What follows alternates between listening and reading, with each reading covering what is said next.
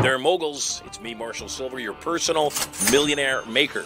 Getting very excited about my brand new show, 2 hours a day, 5 days a week. I'm going to broadcast live to you. In the first hour of the broadcast, I'm going to give you content, information for better sex, more money, emotional, mental, physical, and even spiritual power. I'll also invite some of my cool multi-millionaire and billionaire friends onto the show to give you more direction, more advice, more strategies and gambits for having it all. The second hour is what I'm most excited about. It's when I get a chance to chat with you. Yes, you. Where you can call in, talk to me, ask me questions. And if you say the secret word of the day, you could win $5,000 cash. At the very least, if you're the most interesting call of the day, you could also win 10 ounces of freshly minted Marshall Sylver 999 Fine Silver. All of that and more.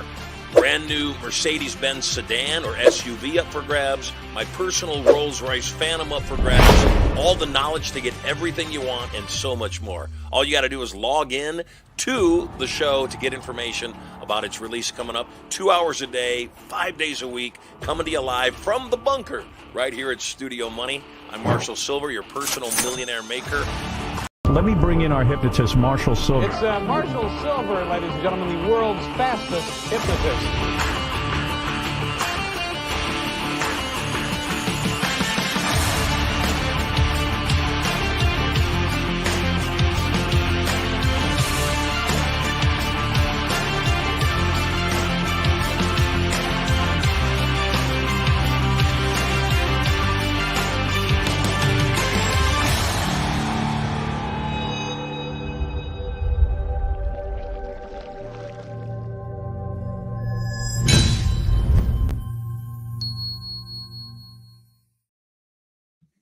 And yet, here we are. How good is that? In spite of everything else going on in the world, we're here. I ate this morning. I woke up next to the most beautiful woman. And that was enough right there. That was a perfect start to my day. But then I went for a walk. For those of you that love me and know me, you know that I had my knees worked on about a month ago. And I have just started being able to go for longer walks. Today we went for the longest walk I've done in a little while, about 2 miles, not huge, just enough to get it going. And today I felt like my knees were doing really well. My muscles were needing to adapt, and I'm really good with that. As long as the joints are fine, I'm good with that. I'm getting concerned. I saw, again, no bones about it, and you don't have to pretend or guess.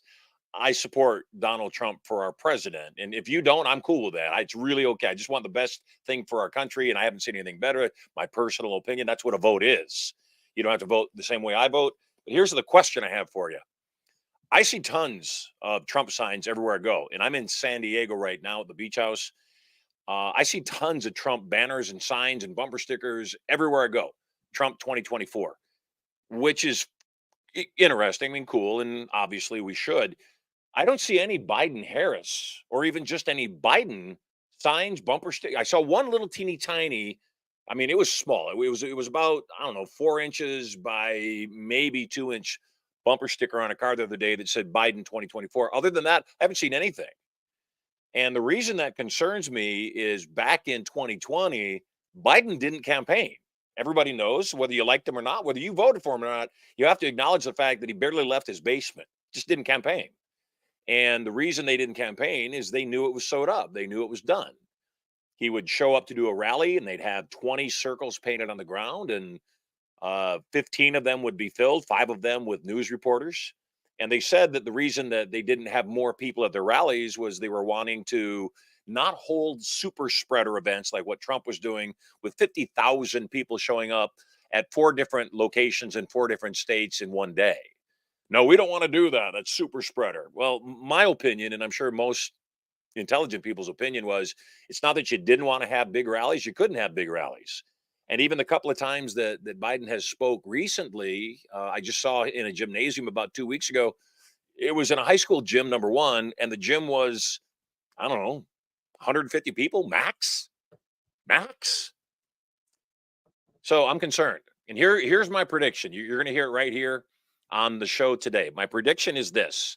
My prediction is that come the Democratic National Convention coming up in August in Chicago, that Biden is going to bow out, that he's going to bow out. I don't know if it's going to be health reasons or just I've served my country for decades. I'm done. I want to spend some time with Jill, the babysitter, and I want to, just live out my last years. And they're going to announce somebody else. And who do I think they're going to announce? My prediction, my guess, because it's all politics. It's not about who's best for the country. It's all about politics. Is Barack's spouse? There, I said it out loud. That's my prediction. It's not political, just an observation, just an opinion. I think Barack's spouse is going to be the one to run, and I don't really know about a running mate. I don't really. I have an idea. Might be Hillary. Might be actually. If she would run as a VP, I don't know that she would, but it's a possibility because it couldn't be anything. There couldn't be any more political polarizing than Brock's spouse, number one, and then secondly, couldn't be any more certainly couldn't be more polarizing than Hillary Clinton. So at any rate, enough of the politics. Let's move on to religion and sex and other things people, really always agree on. Life is good. Once again, the gentleman I'm about to introduce to you, this guy, I love him. I absolutely love him. I don't even know if I've told him how much I love him and how impressed I am with what he stands for, what he's about. And he's just amazing. His name's David Wood, and you probably know of him. I came across David not many years ago, just a few years ago, and an organization called the Empower Network. Empower Network it was jaw-dropping by any stretch of the imagination. And David Wood and his partner, David, launched this organization. And I was watching David Wood on stage in front of 20,000 people inside of a stadium, barefoot, hanging out, being himself, and crushing. And just amazing stuff. In 2009, he got started building businesses online and working out of a green. It's important. It's green 1996 Dodge Caravan that he lived in. In 90 days, he was able to create a multiple six-figure income. 2 years later, he launched a company that went on to do more than $211 million in sales online in over 150 countries and territories. And I didn't know this even. He built a team of almost 400,000 people around the world. Now, I don't know about anybody else. If you have 400,000 people around the world that follow you, if I had 400,000 people tuning into this show every day, we would have one of the top rated shows. We'd have the top rated show on the internet, but we would have one of the top rated shows on television too. A lot of the CNN shows are hovering around 100,000 viewers. So to put together 400,000 people inside the team, inside the company, it's astounding.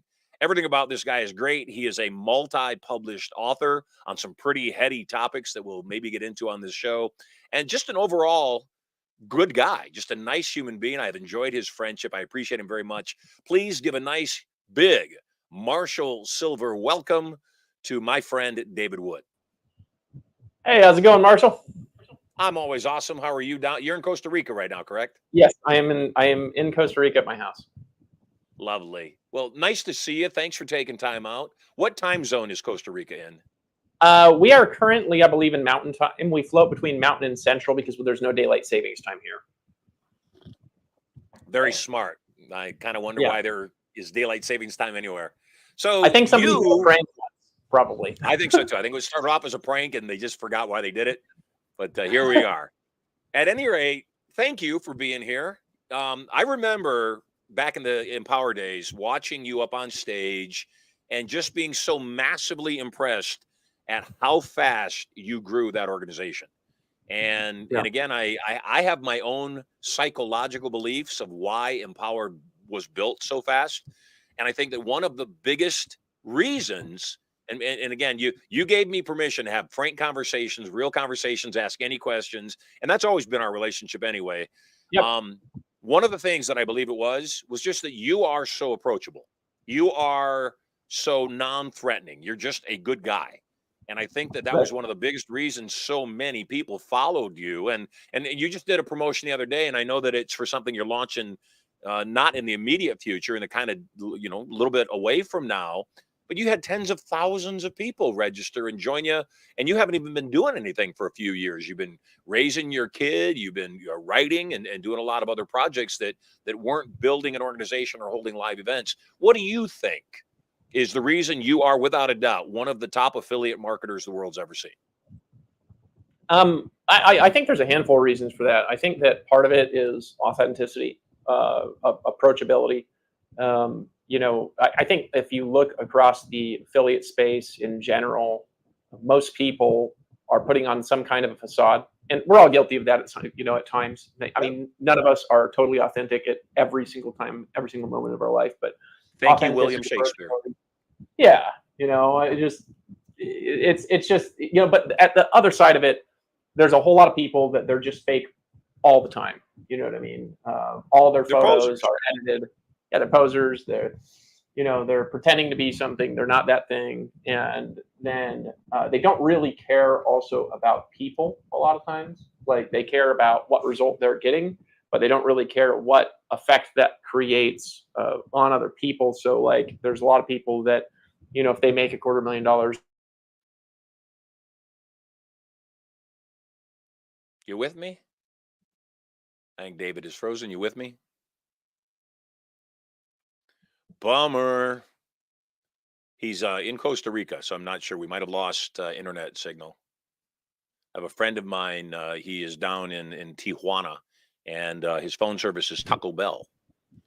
Yeah, was that my internet or was that your internet that went out? I wasn't frozen, so I won't blame anybody, except I just want to go on record. I wasn't frozen, so. I am the one in Costa Rica, so if that happens from time to time, I do apologize. Yeah. So you were saying, we were talking about, posers in the affiliate marketing space, and I would agree, fake people that run from shiny object to shiny object that are just there to make money, and worse, leaders that jump from shiny object to shiny object, knowing full well that they've got a group of people that they can bring with them to whatever the next deal is, whether it's a good deal or not.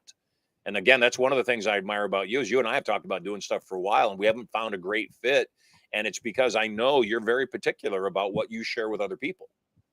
So yeah, I mean, there's stuff I could just slam some links out there and make some money, but there's stuff that you can make money from, and then immediately after you make the money, you end up burning out your audience. And then people don't want to work with you again. I'll give you an example. Back in 2000, this was probably 2010, I had just started making money. I think that year I'd made maybe $300,000 or something like this. And there was this launch, and it was for this SEO product that everybody just started promoting. And I looked it up, and I couldn't find any information about the founders of the product through SEO. And I could have made a lot of money from it, but I sent a voice broadcast to everybody on my list that I had phone numbers for. And I said, you don't need this product. Don't buy it. I don't need the commissions. And it was interesting because I was just doing that because, I was like, if there's an SEO product, you should be able to like Google the person's name and find some information, about that makes sense. Yeah. It's like, and I couldn't find them. So I'm like, why would you buy that? You don't need this. And I had so many messages of people that thanked me. So they're like, I literally could not even believe that you told us to not buy something. And then a ton of those people just became really long-term customers that spent a lot of money because they realized that if I come out with something that was good. So I think that had something to do with it as well. And there's a bunch of other reasons, but authenticity, the reality, actually caring about people, and putting them first. Putting them in a high position in the business to where they are important and their success is important. And then, then there's the systems element, and we could get into that, but I want to point something out to my audience and also give you acknowledgement of all the guests we've had on here. And I think we're close to 100 shows at this point. We're close. If we're not at 100, we're very close. You're the first person that's used multiple cameras and switched back and forth to keep it interesting. So I just wanted to acknowledge that that's it. But there's more to it than that, because again, you have an ability to attract massive amounts of people, and it certainly says a lot about your brand. I'm selfish right now. I selfishly invited you on this show today. I'm very aware of what Empower Network was and the commission structure. I looked at the whole thing. I said, what's caused this to grow so big so fast? We have an affiliate program that we are launching, and we've been testing it for a long time. It's never been a major thing, although I would like it to now be a major thing. We pay out 30% commissions on big tickets. So, our biggest ticket's $70,000. So a 30% commission is $21,000. And I tend on that big a ticket, I tend to close minimum 10%, usually closer to 20 or 25% of the people I present the offer to. Yet, and we've had one affiliate send 44 people, make $250,000. We've had other people send one or two people and make, $20,000, $30,000. Yet we have not been able to explode the affiliate program. I want to know how, if someone's building a new business and the affiliate model is a part of that, what are the things they should think about their affiliate program? What kind of materials, assets do affiliates need to be successful? Do affiliates need regular babysitting? Do they need, a weekly call or a daily call to keep them pumped and motivated? What kind of, do they need grand prizes, cars and trips and iPads or whatever? What is it that allowed you to build? Again, it's astounding that you did it so fast. 2 years, 200 million, 400,000 people. That's $1 billion brand in any business. What are the elements to building an affiliate program? Well, just switching up the camera angles there again. I think that there's a handful of things that are really, really, really important if you want people to basically, this is what you're looking for, okay? So what most people do with affiliate programs is they gear their affiliate programs towards super affiliates, right? Everything that they do is very complex. It's difficult to find the links, for example. Like like right now, for example, let me give you an example of what I'm talking about. People are on the page, they're watching this interview. This interview is private. It's not on YouTube. It's inside of they got to be inside of your website. And if somebody wants to just grab an affiliate link and share it, like they say, wait, I want to make some money from this, right? I can make 30% commissions, and they want to share it, they can't, right? So give you an example. Before I got on this show, I was like, well, where's the links? And you said, go sign up for the affiliate program. So I went and I filled out a form. And then I fill out the form, and then it's like, thanks, right? And I was like, where's the links? And you're like, did it send you an email? And I looked at my email. It's not an email. It's not spam. Now, that could have been something with my email address getting screened by your system. That's happened sometimes. It could be SMTP issues. But the point is, I couldn't get a link. If I wanted a link, I couldn't get it, right? Yeah, and it doesn't matter what the reason is. Yeah, I mean, it's not there. And even if I could get my link, but I got to click through 10 screens to get my link, the amount of resistance that's caused from me not being able to just very simply find a link that I can share is enough to basically make it to where you lose, 80-90% of the people that will grab the link, and they'll just send it to people that they know, right? And so that's a major issue that you could actually fix quite easily just by having an integrated system where, somebody's watching your show, and then, you have, a link below the show that's like, hey, share this link for an opportunity to come on with me live and win, 10 ounces of silver or whatever you do these giveaways anyways. So why not include sharing your link as a part of getting the giveaways, right? Because people would do it. They're coming on the show and they're like, holy smokes, I can just sit here. I mean, I don't know if you actually give away all this money that you talk about every day, but that's a lot of money to give away. I mean, no affiliate marketers do anything like this because they don't have such a well-oiled back-end machine to where it makes sense for them to give away $5,000 and $10,000. I mean, that shows by itself that you have money. But just making it easy for people to where all they've really got to do is say they're in the show, there's a link, they know what they share that link, it registers accounts, those accounts are tracked to them on an affiliate basis. That would go a long way towards just getting some traction and some fast action. Because what you have to think about is you have to think about people. You have to think about, is this thing geared towards the masses, or is this thing geared towards people who are like super affiliates, right? A super affiliate, they know that sometimes they've got to contact a company and go through some sort of backdoor and grab an affiliate link. They know what to do with the affiliate link. And if they feel like they can get money, maybe they'll invest their own money into sending traffic to the affiliate link. But the vast majority of civilization has no idea how to do any of this stuff because, they're a butcher, they're a barber, they're a professional busy business owner. They've got their own businesses. None of them are ran through affiliate marketing. And so the whole process is confusing and convoluted, and it creates cognitive resistance. And if you can reduce cognitive resistance towards taking action, the more you can reduce that, the more action speeds up, right? So if basically sharing your system is mindless and it works, you're going to get a lot better results than if if somebody has to move through like a lot of steps. Like I would have it to where when somebody registers an account, for example, to watch your show, they're registering an account and then they're just automatically an affiliate. And maybe you have a separate affiliate agreement, for example, that they have to sign if you're checking the boxes for the legal stuff, crossing your T's and dotting your I's. Maybe you have a separate affiliate process, but it's not a separate account, right? It's like they join, they have their account, and their links are just literally right there under their show. And then you could have it before they take a commission payout. They have to sign an affiliate agreement, or whatever, if you're going to do that kind of thing. But it should just be one process, right? They register an account, they have their account, and if they grab their link and they share their link with other people, then those are tracked into your system, and all the back end stuff is tracked.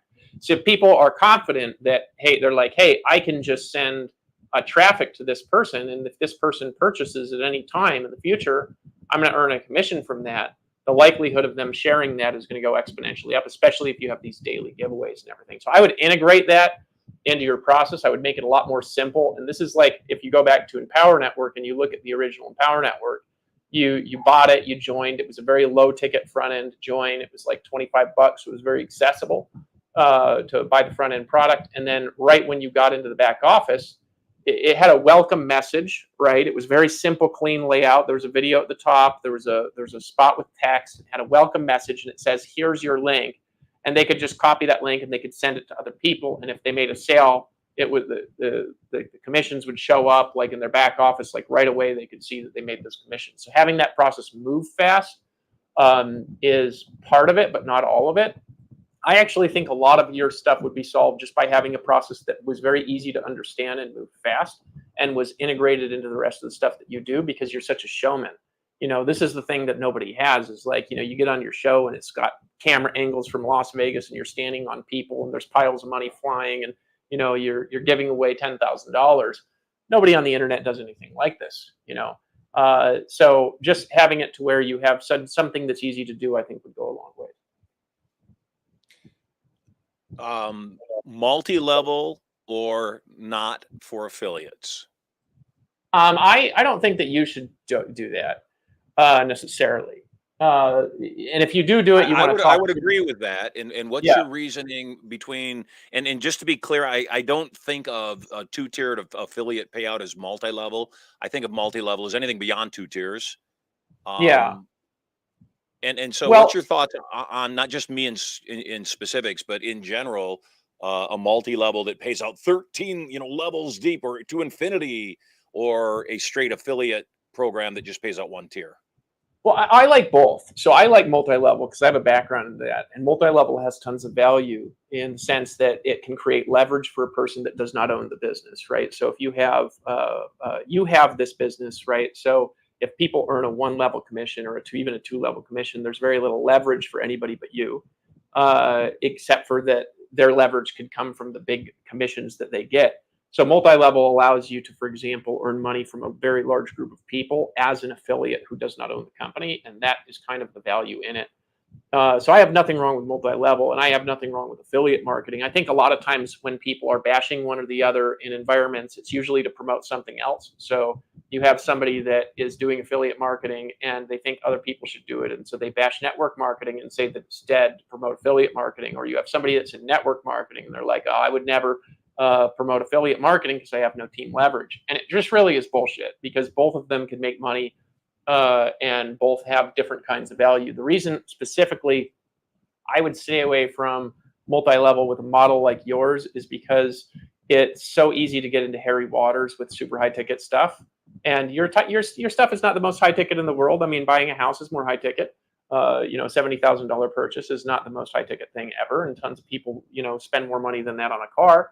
But when you get into multi-level, you're just much more likely to come under regulatory scrutiny, having a super high ticket product, than you are just doing, a 1 or 2 level affiliate program. So it's for regulatory scrutiny. I would tend to stay away from it. And I also just don't think for your model it's necessary. And I think that you create good enough team culture and good enough community around yourself without it, to where that adding it is not going to necessarily be an added benefit. If you had a different kind of a product, like one of my friends, he has a chocolate product that's really hot, and for him, I would actually, is it the aphrodisiac chocolate?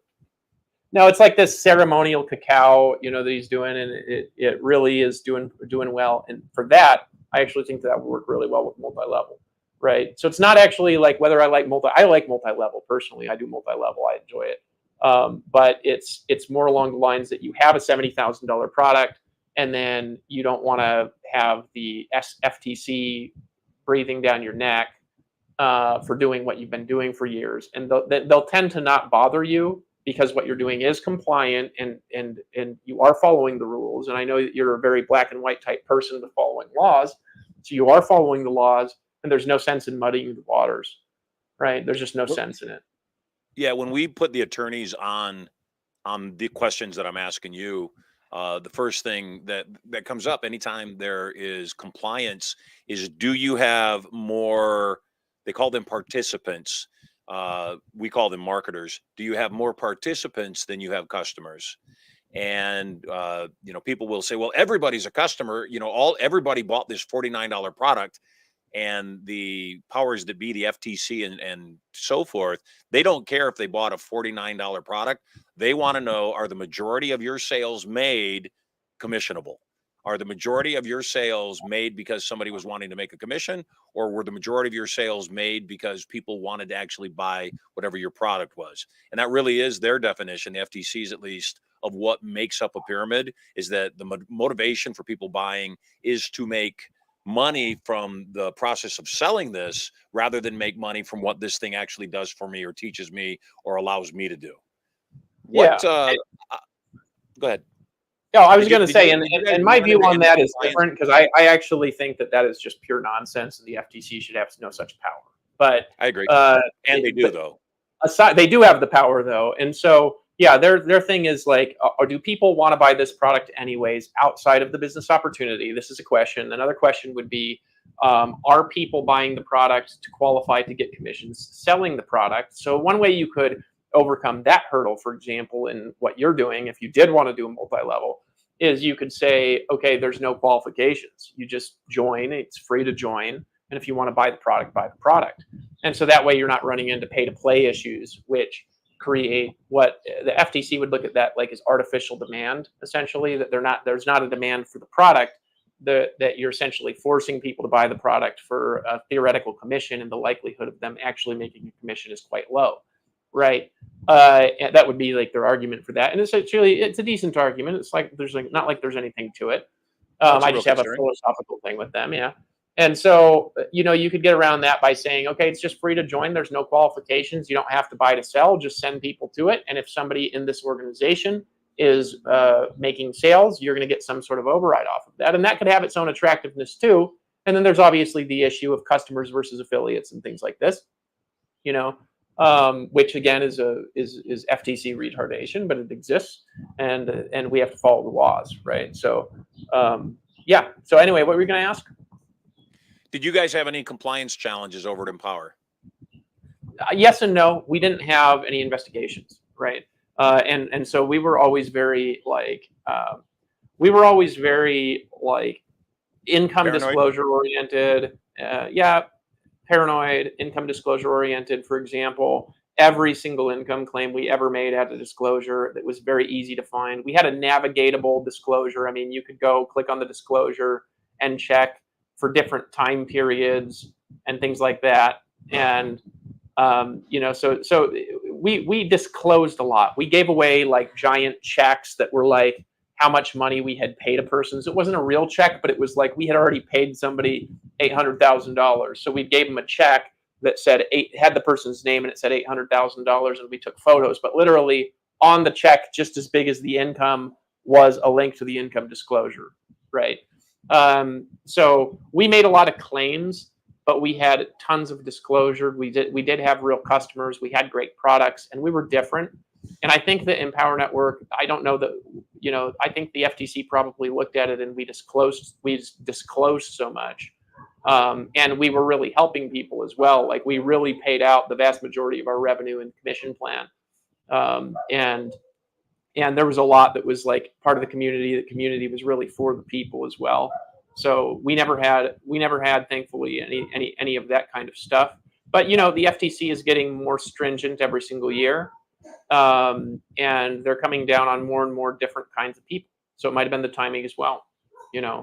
So there's always that. I just personally, with a very high ticket offer, I don't think that it's necessarily necessary or the best idea to do it in an MLM model for something where there's $70,000 purchases. Agreed. So Empower grew fast. I mean, really fast. What do you think was the reason it grew that fast? Now, a handful of things. Things we've already talked about. You have authenticity, simplicity of moving it. So, for example, we had the links that were very easy to find. The sales materials converted at a very high level. We started with a very low ticket, low front end offer, right? So it was very easy for people to take some kind of financial action, right? It was very easy for them to spend $25 or $100. We had higher ticket things. It didn't go too high. I mean, the highest ticket we had over there was $3,500, which is not high ticket. It really is. It's kind of almost low ticket. It's not a high ticket offer. And so that was the highest ticket we had, was $3,500. We had stuff that was like $20, $25, and $100 and things like this. So it was easy for people to make a decision. There was fast commissions. So in the beginning, we were doing 100% commissions, where we actually had it to where people could plug in their own merchant accounts and collect their own payments. And so think about this from the perspective of people like, who need to make money, right? You have a couple different kinds of people that need to make money. You have people that, want to make more money and they have money already, which is very different than the vast majority of people who want to make more money and they're fundamentally broke. I mean, 1 out of 7 of the people in the world are starving at any given moment. I mean, there's a lot of poor people out there, right? So if somebody has the ability to earn commissions a lot faster, right? Like if they could make a sale and have money this week or today, you're going to get a lot faster action than if somebody makes a referral, and then the first commission that they get is going to come in 3 weeks, if ever, right? And so the longer the time period is for somebody to earn a commission, the less normal people you're going to get promoting it, because the vast majority of people are going to get a lot more excited. For example, like people get more excited if they earn $25 like right now than if they're going to earn $2,000 in 3 months. Which is ridiculous if you think about it, because it's like, well, you could stack up those $2,000 commissions, but just so many people, they just don't even have the kind of mind to be able to process that. But if you have the ability, for example, to have some sort of very fast moving front end to where people can earn commissions right away at some level, like even within days or within a week, and then they could get some money into their bank account, and it's a low amount, and then that somehow feeds into these $70,000 sales that you're paying away $21,000 commissions on. I think a third you said that you're paying out, right? So it feeds into that. So they're like, wow, I just made $100, but then 3 months later they get a check for like $40,000. They're like, what the heck? Where'd that come from? You can get some people really fired up, right? So the fast moving commissions was a part of it, and then the rest of them are more kind of artistic type elements.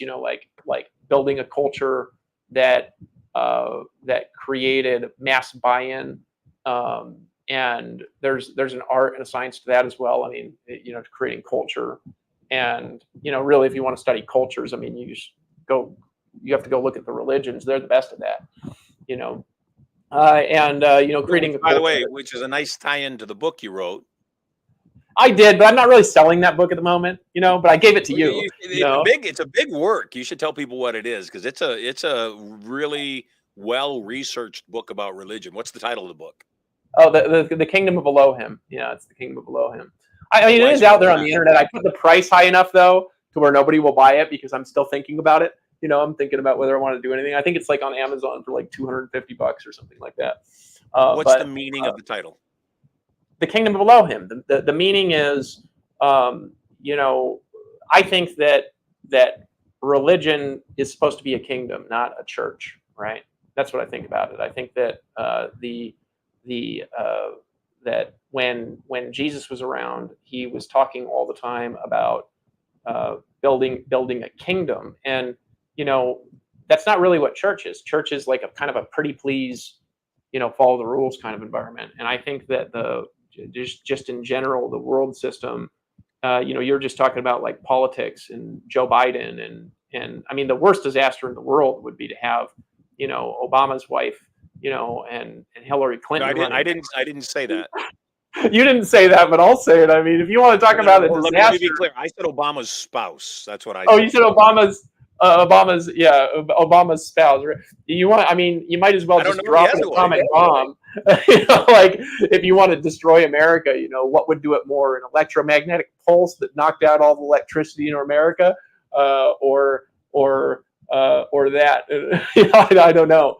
Yeah. So no, I mean, I think that the world system essentially is kind of coming to a close. The current world system. Yeah. We've had this very blessed time of living in democratic republics during our life with relative high peacetime and low amounts of violence. People don't realize how blessed we live in at a time when a normal person can start a business and they can live better than a king, right?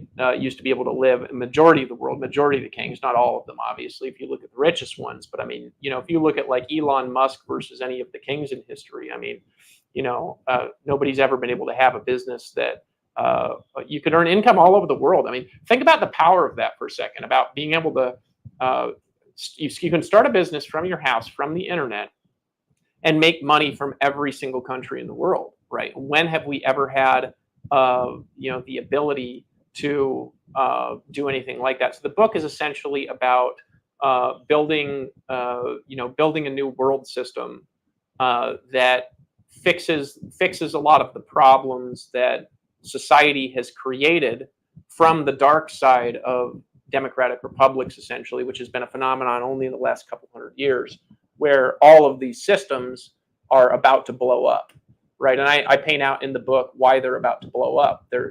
These things are not going to last forever. I mean, Rome fell. Every great civilization in the history of the world has fallen. And if we think that America is going to be the world's leading superpower in 50 years, we're just not looking at history and not looking at what's going on with China and India. And so Well, and not looking we at what's essentially need a going on world. with fiat currencies either. Yeah, I mean, That's these things will collapse the world. They'll collapse the world. Like I did it. Check this out. So I did a calculations that I ran from ChatGPT, right? And I was trying to figure out one thing, which is at what point from the exponential expansion of debt that's caused by the budget deficits and fiat currency combined, really, just all the crazy spending we're doing. At Okay, what that's the point? only reason. Let me just interject. That's the only reason there can be a budget deficit, is that it's fiat currency. If you actually had to have a base currency, something that was reflected against something else, there couldn't be runaway inflation like we have now, because everything would be tied to a very specific amount. So that's part of the combination of this escalating inflation is 100% due to the fact that we're sitting here in the U.S. in an environment where the fiat currency was supposed to have crumbled in 2001. And that would have been a good run. 30 years of a fiat currency is a pretty good run. We're coming up on double that time frame. And the only reason the US fiat dollar has lasted this long is that until recently it was the petrodollar. And because it was the petrodollar, all the other nations of the world had to trade in US currency to buy their oil, because that's all the oil producing countries would accept. So yeah, so let's talk a little bit more about that, because I know you spent a lot of time thinking. You're one of the guys that I look to who just spends a lot of time pondering and thinking, even more than Winnie the Pooh. And Yeah, yeah. what are your thoughts on what's going to happen financially? You know, obviously you're living in Costa Rica. A lot of people big on cryptocurrencies, which in due respect is just another fiat currency. That's the Sure. challenge with cryptocurrencies. People say, yeah, but it's not controlled by the government. And my response is always yes, until it is. And everything eventually is. That's what we're seeing right now. And the day the US government issues its own cryptocurrency is the day the US government will outlaw every other cryptocurrency in the US. Guaranteed. Going to happen. Yeah, I What mean, are your thoughts? we have a bunch of thoughts. So let's go back to the collapse, the absolute collapse point. Okay, so there has to be at some point a collapse and reorganization. Why? Well, if you take the rate of the growth of the debt, right, and then you take the rate of the growth of the IRS Expand. revenue, right? The IRS revenue doubles about every 15 years historically, right? So over the last 50 years, the IRS revenue has been doubling every 15 years. So every 15 years, if they're taking in whatever it is, 5 trillion a year in revenue, right? In 15 years, it'll be 10 trillion. Well, the debt is doubling every 8 years, right? So the debt is essentially doubling almost twice as fast. Now you can compound both, and you could pick a point where the two graphs meet, right? You can do some linear equations to kind of figure out at what point they meet, where you say, okay, what is the total amount of IRS revenue? And then what is the total amount of payments on the debt? And how fast are the payments of the debt growing? Well, they're doubling every 8 years. How fast is the IRS revenue going? It's doubling every 15 years. At what point then does those points on a graph cross where the entirety of the revenue from the IRS does not even make the debt payments? And the answer is it is between 2040 and 2050, depending on what happens, right? By our current, just the current speed, right? We cannot, every 8 years, we have the debt doubling, right? For the last 50, I mean, this has been going on for a very long time, these rates. And then every 15 years, the IRS revenue is growing. So at what point do they cross? Well, you pull out some linear equations, do some math, and you'll figure out that it's somewhere between 2040 and 2050, depending on what fluctuations you have, where the entirety of the IRS revenue won't even make debt payments. So at that point, like if the U.S. government defaulted on a debt payment once, what would happen? Right? We're not talking about not even being able to meet obligations. If they just default and start defaulting month after month, what happens? What's my opinion? Yeah. Well, my opinion is since the debt is 100% tied to the central banks and our own Federal Reserve, that if they defaulted on that debt, nothing happens. There's a reset. Financially, people become insecure about the US dollar. And so there's definitely a reset. But the reset isn't what I think most people believe it's going to be. You know, the mainstream media and certainly the deep state does a good job of making US citizens in particular, and because I'm here, I really don't know what it does in the rest of the world, believe that this debt that we owe, this 30 plus trillion dollars that is US debt, a lot of people believe it's owed to foreign countries, but it's not. The challenge is the debt is owed to the Federal Reserve, which in turn is a part of the central banking system. That debt that's created, or that $30 trillion, isn't real debt. It's just numbers, and these days not even a license to print. It's just digital numbers in a computer. There's economists here in the U.S. that believe, and I believe rightfully so, that if we took there is legal precedence for the U.S. Treasury to mint platinum coins. There's no law regarding them tied into the Federal Reserve to print platinum coins. And if we minted 30 platinum trillion-dollar coins, took those coins as a basis to the Federal Reserve and said, look, we're paying off the debt in full. Here it is. The debt would be paid in full. In fact, my belief is the debt would have been overpaid, because the challenge with the Federal Reserve, when it gives money to the Treasury, or literally gives permission to the Treasury, that it doesn't even give the Treasury anything anymore. It says, here's some keystrokes. Oh, by the way, there's another $1 trillion inside the Treasury. Go spend it. That's where inflation comes from, is that if the U.S. government defaults on the debt, yes, all the systems that were built by the central banks and the Rothschilds, it all crumbles. It resets everything, but I don't think it resets it in the way that most people are afraid of. Yeah, right. Yeah, I think a lot of things can happen. I mean, the fundamental point we're at in history right now is we don't really know what's going to happen.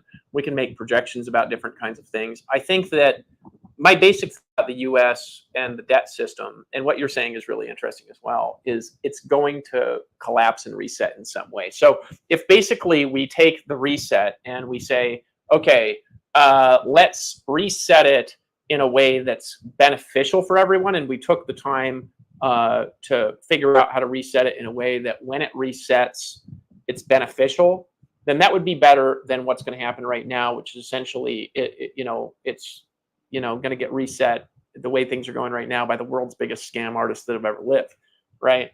And Talking about our so government. yeah, it's gonna reset anyways. I mean, the next there is no way for us to go another 20 years without this whole thing come crumbling down and resetting in some way. And if we're going to reset it, we might as well reset it in a way that's in favor of the people, not in favor of the elites and the government, right? Which we'd be standing up some fierce enemies there. But the world system is going to collapse, right? Because it's a poor. This is the reason why. If you think about it, it's like the system that we're living in right now, right, in the technological age, was designed in the 1700s by people that didn't have computers and didn't understand our current issues and things like this. We need a new system, right?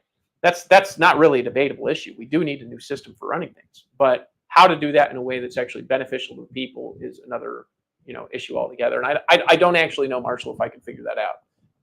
So I've thought a lot of time about trying to figure it out, but I don't know that I can actually figure out how to do that. And isn't reality going to be created no matter what happens on the reset by people's own opinions? And what's the collective opinion? How can we make the masses believe one thing? Hey, stand 6 feet apart, put this paper over your face, you'll be safe. Oh, hey, go give money, to the government, and the government will protect you. When prior to 1913, we didn't have income tax, and we had roads, and we had government, and we had sanitation systems. We had all sorts of things.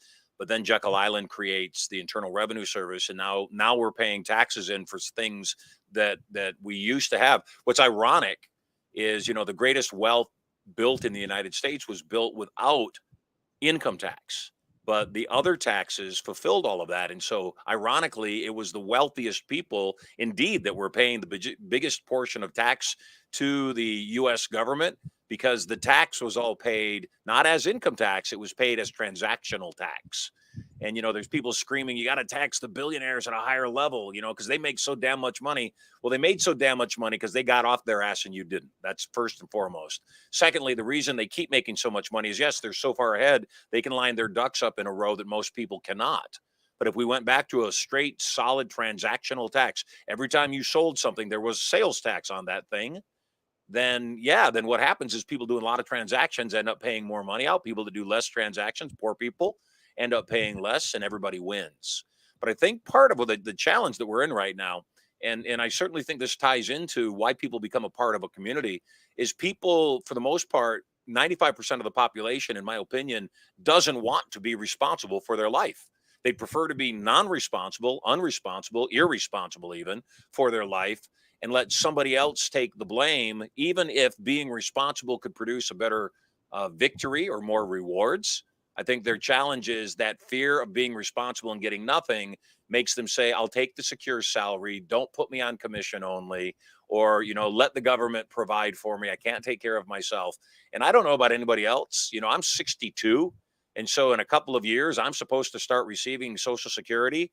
It will never, ever pay me back what I put into it, no matter what they give to me. And it certainly will never, ever pay me back what I could have done with the money had I just kept it in the first place. And so there's a whole lot of resets that need to go on. Empower grew huge, very fast. Yeah, very fast. And then it crashed and burned just as fast. What happened? Oh man, I mean, this could be another hour. You want the short version? Yeah, what's the short version? Okay, the short version. How do I want to describe this? It started with personal issues, right? On my end, I think, because I think that if you're the leader of an organization, the organization reflects yourself, right? Mm-hmm. So it started with personal issues on my end. which then created kind of conflicts with the partner. The issues were on my end was my wife and I were having issues. And so I was married to a woman who, she was a good woman, but there was some problems, where I kind of caught her doing some things that just say she shouldn't have been doing. And then the way I responded to that was not good. I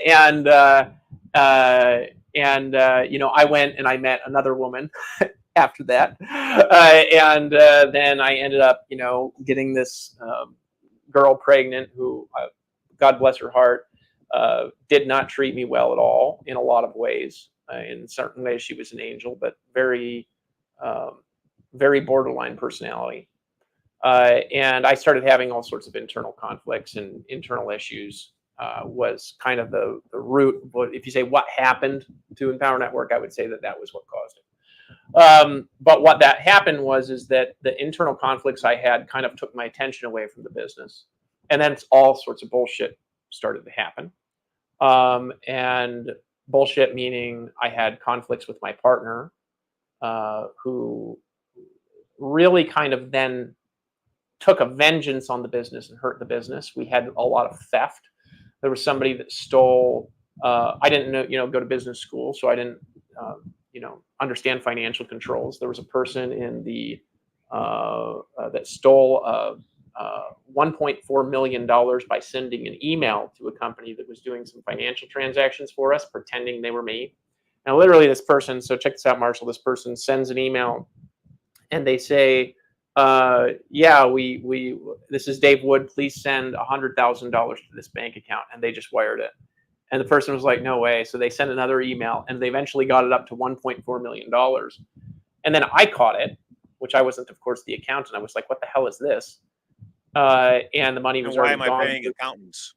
Yeah, exactly. And this was not the account. Anyways, I can't mention the name of the company because there's a $500,000 settlement.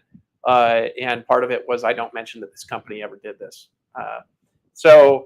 Which is fine. We at least got some of the money back. But this person actually that stole the money, we got the FBI involved. They're in jail in Vietnam for the rest of their life. But there was also some funny business going on in accounting internally where somebody kind of conveniently misplaced a penny on the dollar through $100 million in sales. So it's created a $1 million deficit in the company there, another $1.5 million stolen.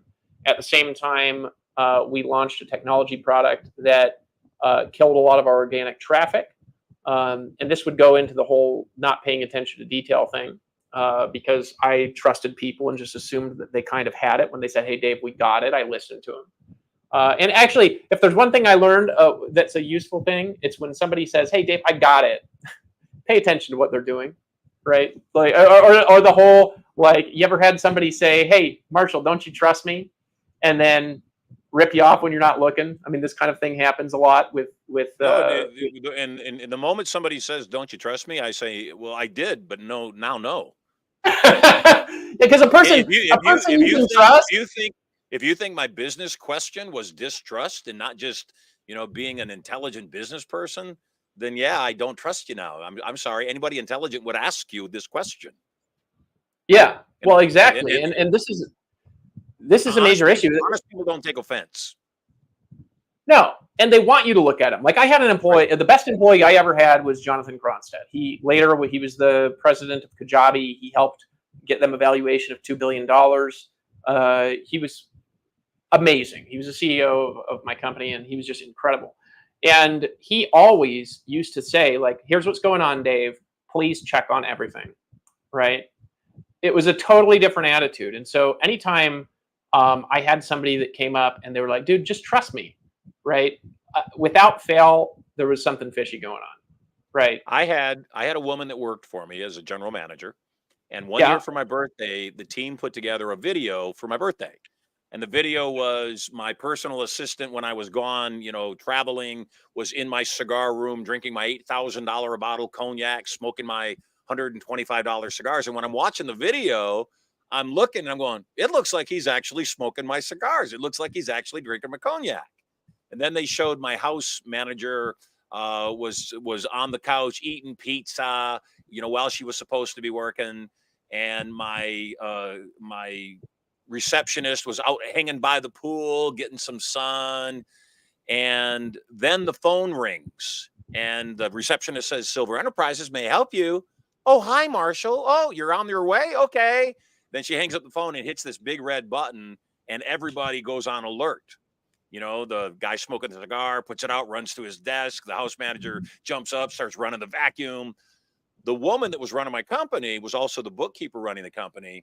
And her part of the video, she was saying, "Oh, Marshall, happy birthday." But there was a stack of cash on the table in front of her, and she was stuffing it in her bra. Just all this cash, she was stuffing it in her bra. It's supposed to be funny. Well, come to find out, she embezzled over $1 million from me. And so, Yeah. frankly, it's kind of like what's going on in politics these days. They tell you what they're doing. They just think that you're going to be so incredulous you won't believe it. And you'll think if they tell you, they couldn't possibly be actually doing it. So I coach people. I say, don't ever ask, "Do you trust me?" Because they either do or they don't. And if you have to ask, you think they don't. And if they don't, then don't ask, "Do you trust me?" Don't tell them to trust you. Do something trustworthy.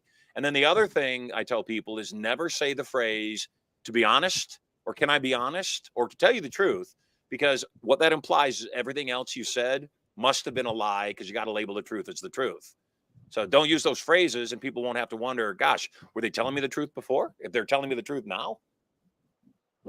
Yeah, that's interesting. Yeah, okay, so to tell you the truth, I didn't know that. No.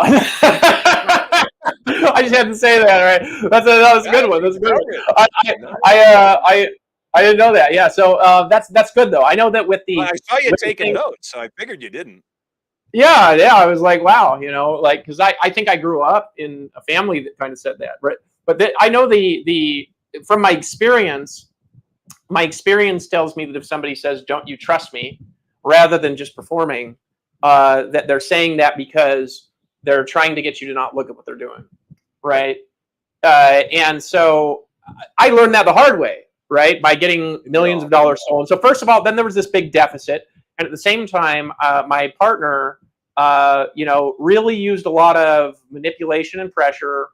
And I don't think he's a bad person. I want to be really clear about that. When people get into bad states and things like this, but to pressure me into a buyout that I shouldn't have done, and then the company was it was kind of financially backwards. And this is a very, very, very, very long story, very shortened. And then it just kind of started this very slow kind of climb downhill. It was actually kind of slow. It wasn't the instant. But what happened was it kind of climbed down, down, down, down, down, down, down over a period of several years. And my heart left it. I wasn't really into it anymore. I wasn't excited about it anymore. And then I just kind of tuned out. And I had all the vultures come. And so we had people sabotage our email list, sabotage our finances, sabotage me. And I just was checked out. I was checked out. I was having issues with the mother of my son. And then what happened at the end when it really imploded is like a story from like a movie, like a bad movie that you maybe don't want to see again. But it was movie. Yeah, it was.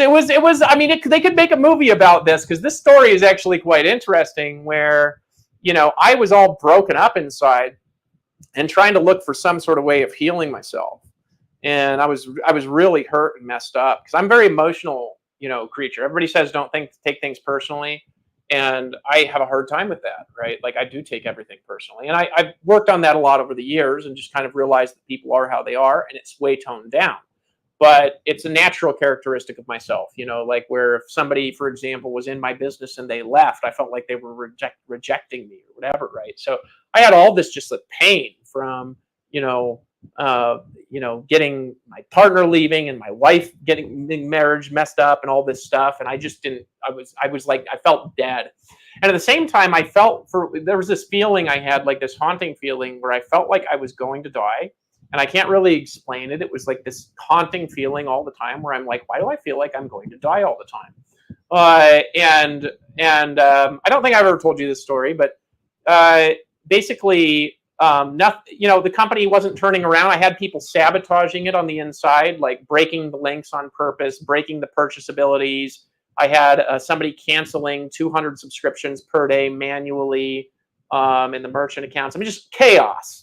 Of people taking advantage and destroying, but on purpose. I mean, if I mapped this out to you, which would take an hour to like point out all the stuff that they did, you'd be like, yikes, you know what I mean? Like, and I could take responsibility for some of it because I should have noticed, but I really wasn't doing that stuff, and so some of it is so difficult because I had an issue. One of the issues I had, Marshall, after this happened was blaming myself for things that some of it was definitely my responsibility, but some of it really wasn't so much my fault. And I actually, part of it, the reason I was able to kind of like let go of a lot of this was realizing kind of what's what. And I had to go talk to psychologists and just different people and ask their opinion about it, and then kind of take a step back and look at what happened and say, what actually did happen here? And some of it is actually confusing and I don't know, but the stuff that I do know, I could say, well, here's the stuff I caused. Here's what I could have done differently. Here's the checks and balances and controls I could have put in place. Here's some systems I could have put into place to keep bad people away. And then if I had kept the bad people away, the malicious stuff would have never happened. But essentially where it ended up is near the end there, I was just looking for a way to heal myself. And then a very close friend of mine told me about, plant medicine or ayahuasca, right? And I didn't know what it was. I had no idea, what she was talking about. And if I had known what it was, I probably wouldn't have ever looked at it. And then I listened to this audio about this guy who was very messed up and then took ayahuasca and it kind of fixed his brain. And I was like, maybe I'll try that out, right? So I was just very hurt, and then I thought there was something weird about shamans, and so I just looked up on the internet how to make it, and I ordered these plant ingredients from the internet, and I looked up, how the shamans were, making ayahuasca, and I was like, you know what, this just seems very complicated to me. And then I just took the same ingredients and I blended them into a banana spinach smoothie on a Saturday afternoon on May 20th, 2017. I still remember this day. And I drank it. And I'm not going to get into this because the story becomes so convoluted at this point that anything that I say at this point for the next period of time, people need to see evidence to believe because of kind of how this plays out. But I had this very profound spiritual awakening. It was the most profound thing that I've ever experienced in my life, like by a long shot, where it was like my consciousness was taken through all of the painful experiences in my life, and I could see how I had caused every single experience in my life, even the stuff that I wasn't directly in control of, indirectly, right? And it just was like unlocking and releasing pain about everything in my life.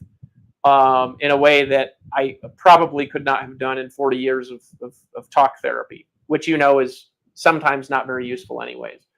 I agree. Anyway, so what happens is, this is getting to the interesting point about what happens to in Power Network. And again, I'm not going to get into the spiritual awakening too much here, but it was very profound for me. It like healed me in a way that I had never been healed. And I was staying at a guy's house who was working for my company in Puerto Rico, about to do an event, and I told him about it. And I said, this is the most amazing thing that I've ever experienced. And it was like my hatred was gone. My anger was gone. And I don't advocate people going and taking ayahuasca. It's not necessarily good for everyone. But it was like, I was like a new person. And I told him about it. And I was like, bro, you got to try this. And he's like, yeah, sure. I'll try it with you. Well, what I didn't know was this guy was planning on taking me out. So he was going to take it with me, and I was going to make it for him or whatever. And taking you out in the sense of killing you. Oh, yeah. So a few days later, I had this bag of organic plant material. This is not illegal, right? You can buy this at organic, farms. You can buy it from organic farms from Hawaii, which is where I was purchasing it. So it's not like I wasn't buying drugs. I want to be really clear about that. I was buying organic plants you can just go purchase anywhere in the United States. And it was sitting on his table, and I took it again a few days later because I thought maybe I would have an experience like that again. And somehow there was fatality levels of methamphetamines put in there. And when I say fatality levels, I had my blood taken at a hospital on The last time that this happened to me, there was a period of time where this becomes a very mess, was June 12th, was the last time I took this stuff. Well, the next morning they did a drug test in the hospital on June 13th. There was still, 1 day later, 2,000 ng over ml of amphetamine blood concentration a full day after this last dosage. To give you an idea, amphetamines have a half-life of 9 hours. A fatality level amphetamine dosage is 25 ng over ml. Or the way that translates is like 2.5 milligrams per liter of amphetamine to blood concentration is fatality level to kill you every time. So I had, when I originally had this last dosage of amphetamines, 8 milligrams per liter of amphetamine blood concentration. To give you an idea, they would have had to take, I had 5 kilogram bag of plant material. He would have had to take out a minimum of 1 kilogram of the plants and replace it with pure amphetamine to achieve that blood concentration or more. So this had anywhere from a 1/5 to 30% amphetamine concentration. And when I say it should have killed me, I mean that, like, I really, to tell you the truth, actually don't know why I'm alive. I have no idea. And so I clawed off all the skin on my face and lost my mind for a while. So I went from, like, this very beautiful, profound spiritual awakening to a few days later, essentially turning insane. And I actually have audio recordings of this because I recorded these sessions. And you can hear the beautiful spiritual awakening in the first one. And you can hear me losing my mind 3 days later. Clawing my skin off, hitting the thing, thinking I thought I had superpowers. I blood all over my face and my shoulders. I mean, I literally, like, I had, like, yeah, you have no idea how crazy it went. So this ended with essentially, and I can't make this up because it's so crazy, right? The way that this ended was I'm on Facebook on a live like this with blood all over my face, rubbing a lemon on my skin, telling everybody that I'm going to resurrect their families if they obey my commandments. I mean, it was bizarre. It was very bizarre. Like, so I mean, I can't like express to you how insane it was. Like, there's no other word for it than purely drug-induced insanity. Now, the thing is, on my end of this was I did not know that I was taking amphetamines. I had no idea. I wasn't, because that's not what I was doing. Because plant medicine does not do this to you, right? The only reason I know is because I have blood tests. And the only reason I have blood tests is because they put me in a mental hospital and took my blood. And I have those blood tests, and I have proof of it. And if I didn't have the proof, probably nobody would believe the story. But I should be dead. It was enough to where I should be dead. It's not like a little overdose level. It's like I should have dropped dead, and I shouldn't be having this conversation. So then what happened, obviously, with the insanity, the company just folded. And I went through a period of my life where I had nothing. All my friends left and just ditched me, essentially, except for maybe 1 or 2. There was a couple of them that stuck around because they were afraid. I mean, let's just be fair. I don't want to blame them for that. They were scared to be around me because, you know, I can kind of be like a little bit of a cult leader anyways, you know, and they didn't want to be around the insanity. And then my family broke up. I mean, I was on the streets. It was a mess. And it took me like a very long time to just kind of snap out of it and put my mind back together. And to be fair to myself, that would have made anybody insane, right? If you woke up and somebody watching this, somebody put overdose level of, even an overdose level, let alone a fatality level of amphetamines, you'd go insane. It's gaslighting. Yeah. It really is. It's changing somebody's reality to the point where they think they're crazy when they weren't. And like I said, I remember the whole incident, and I remember watching you on that live, And all I was thinking is, man, I wish I was there. Yeah. I really wish I was there. This is a person who's not being themselves, not watching all, because I saw tons of video of you, and I knew you. I said, something happened here. This guy Yeah. didn't lose his mind naturally. Something happened here. And having been drugged myself, I was at I was producing a show in Vegas, and there were some drunk people behind me. I got up to use the restroom. I came back, didn't think anything of it. They slipped a Mickey in my drink when I left. And Yeah. I don't think they were trying to kill me. I think they were just trying to be smart Alex. But they slipped a Mickey in my drink. And the next day I was talking to my wife about it because she was with me. She said, you changed like instantly. I said, that wasn't alcohol. Somebody drugged me. That was beyond anything I've ever experienced. So yeah, I get it. And I don't think people understand how many times it happens. You're right. This is a whole nother show, and we're getting started. Yeah. And I figure we're at the point where we just heard the part of the story where the key figure was crucified, and now he's in the tomb.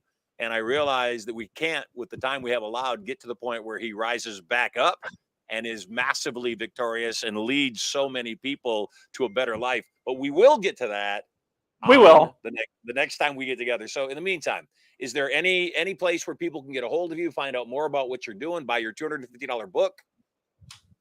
I mean, they could go look up that book. I really have not been selling that book. That's why it's $250. I just put the price at a level where people don't buy books on Amazon. They could look up. How do people get a hold of you? Yeah, they could go to quantumclub.ai is where, and I'm not in the middle of currently massively promoting this company at the moment, but this will be the foundation group for the next thing that I'll release, which will be around September time this year, which is more of a legacy type project. So they could get on my list there. I do trainings on Thursdays you can attend, and the story doesn't end with the negativity. So that's where it begins with a new kind of change. So just keep that in mind if you're watching this. Thankful that you're here. Marshall, I'm thankful for having me on the show. I've had a tremendous amount of fun, and I would encourage, obviously, everybody here who is listening to Marshall to plug into what he's doing. And, if you can get a hold of some of his products, attend his events. He really has been a tremendous mentor to a tremendous amount of people. He really knows what he's doing, and he really knows how to help you to have a different kind of a breakthrough than you've ever been able to have before. But you have to listen and also be willing to take action on what it is that you hear. So, Marshall, I appreciate you. Thanks for bringing me out and listening to my stories. Yeah, you're welcome. And thank you so much for your absolute vulnerability and honesty. I love that about you. And I do think that is what one of your biggest appeals are. Much like other great spiritual leaders, you're just a guy doing their best and really inviting other people with a true heart. That's the one thing I love about you is it's clear that you have a true heart, inviting other people to come join you on this incredible journey. You are totally loved. I'm grateful for you. Thanks so much for being on the show. And I very much look forward to seeing you in person soon. You too, brother. Take care, brother. What a most excellent show we've had today with one of my favorite people, David Wood. A massive success in most of the things that he has done, and a huge success in being a human being. That is true. So thanks so much for being on the show. As you know, we have all sorts of great guests here. Today's show is one of my favorites so far. If you'd like more information on what we do, go to sylver.com, number one. Number two, I'd like to give 3 tickets to an event called Turning Point coming up in July in Las Vegas. 3 sets of tickets. All you got to do, call 1-800-92-POWER. Be the first 3 people today to make that call, and you'll get 2 $3,000 tickets and come be with me in Las Vegas coming up next month. I'm Marshall Sylver. Until we chat tomorrow morning live, take good care of each other. We're in this thing called life together. Bye for now. Hey there, moguls. It's me, Marshall Sylver, your personal millionaire maker. Getting very excited about my brand new show coming up 2 hours a day, 5 days a week. I'm going to broadcast live to you. I'm going to give you content, information, emotional, mental, physical, and even spiritual power. I'll also invite some of my cool multi-millionaire and billionaire friends onto the show to give you more direction, more advice for having it all. All the knowledge to get everything you want and so much more. All you got to do is log in to the show to get information coming to you live from the bunker right here at Studio Money. So stay tuned.